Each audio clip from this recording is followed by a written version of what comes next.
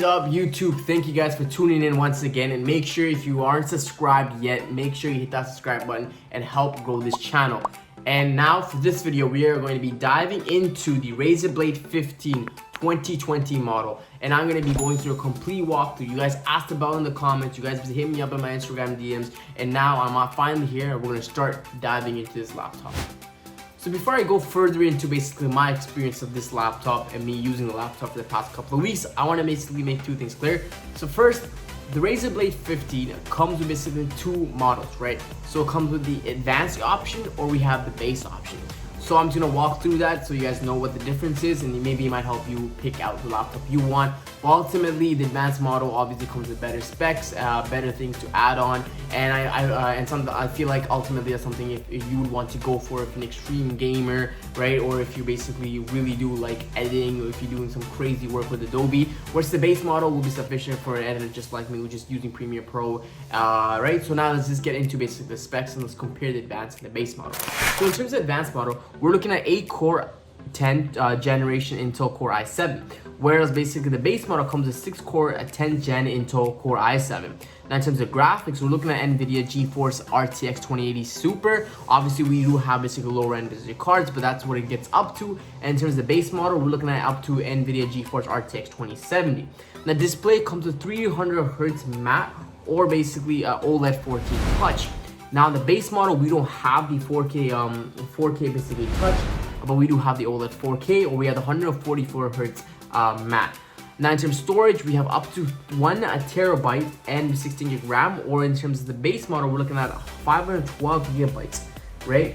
Now in the cooling, we have the vapor chamber, and in terms of in the advanced model, and in terms of the base model, we're looking at advanced heat pipe.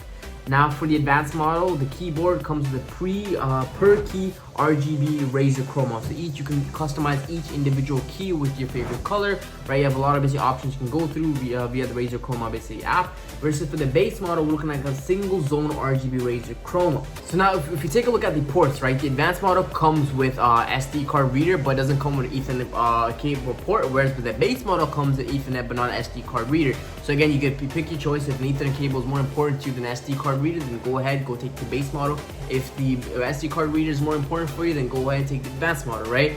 Now in terms of approximate height, they're not as much of a big difference between the advanced and the base model. The advanced is looking at 0.7 inch, whereas the base model is looking at 0.78 inches. So now that I've basically given a comparison between the advanced and the base model, now I will basically be going over the specs that I picked up for my laptop, and then I'll go on to reason as to why, and then answer some questions that a lot of individuals or buyers might have when they're going to basically buy these Razer laptops.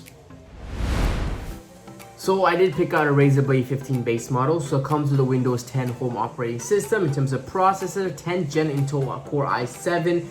Again, the graphics card I picked up for this is the GeForce RTX 2060. I didn't go with the 2070 Supermax Q option. Display, it is a 15.6 Full HD 144 Hz screen. It is a matte finish, and the storage is a 512 gigabyte SSD. In terms of memory, it comes with 16 gigabyte dual channel DDR4, and the battery is 65 watts. The keyboard is a single zone RGB powered by Razer Chroma, not the per basically key RGB provided basically in the advanced model.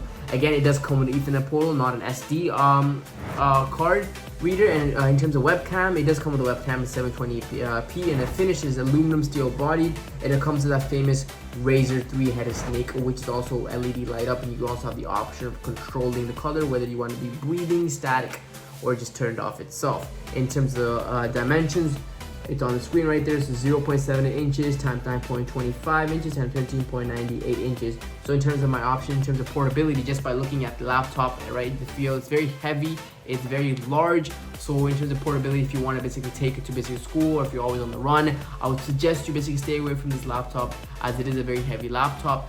But relative to basically other basically gaming laptops that you have an option, right, this is considerably lighter. So now let's take a look at the keyboard. So now when we take a look at the keyboard, right, I personally dislike the keyboard just because of lack of responsiveness, and the keys oftentimes feel very stiff and shallow. And previous complaints with the Razer Blade basically models were the fact that there's a function key, an awkward function key on the right side basically the keyboard where the arrow keys should be, and a very small shift key. This time they basically come and they fixed it with the arrow keys belonging where they should be, and the shift keys basically being larger than normal on the right side. So underneath the keyboard, we have this large glass trackpad, which is a Microsoft Precision trackpad. So it is very responsive and also allows for the user to use Windows gestures. So now that we have a better understanding between the base model and the advanced model, right? And I've basically walked through my base model, and I've discussed all the specs that I picked out on my base model. So now let's take a look at why I picked the base model. So one of the important factors that led to me purchasing the base model was the price. Obviously the advanced model is more expensive, and number two was the specs. I'm not a gamer. I am not going to be using this laptop for gaming. I don't care too much for the 300 hertz frames per second refresh rate.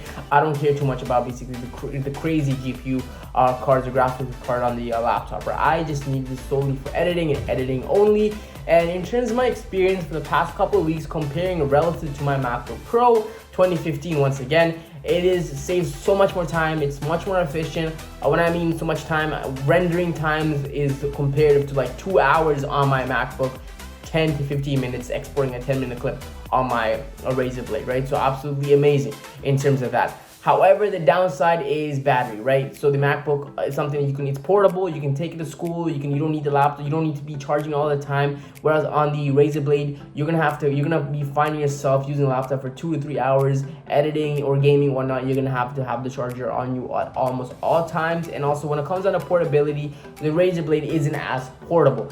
So I hope you guys liked this video. I hope you guys thought this video was very informative. It is my first video in terms of going through a complete walkthrough of a tech. So I would like your suggestions in terms of what I can do better, and I'll basically add that to my videos in the future. Until then, I hope you guys basically do like the video. If you guys basically like the video, make sure you guys share the video as well as subscribe to the channel, help the channel grow. And until next time, stay safe, stay smiling, stay healthy. Peace.